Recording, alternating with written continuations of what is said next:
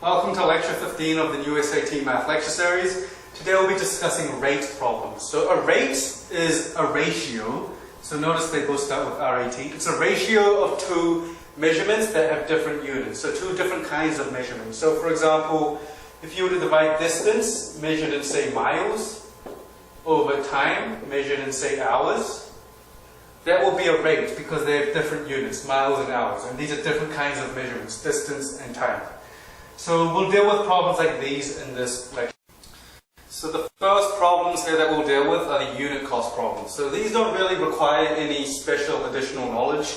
You can really kind of solve them just using common sense and your intuition. So usually for these problems they'll give you a price for a certain number of items and they want you to find what the price for another number of items would be. And the way to solve it is to find the unit costs. So you find the cost of a single item. So that's cost per item, right? So that's a rate, cost per item. So let's look at an example of this. Suppose there are 5 cans of soup that cost $1.95. So in total, the 5 cost $1.95. How much does 3 cans of soup cost?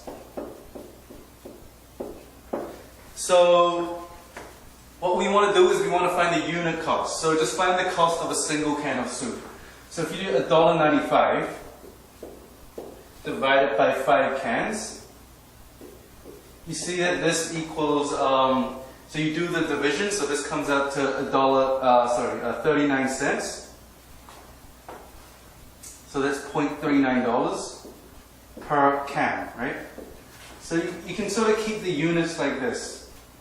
So the units stay and you get that the cost is $0.39 per can.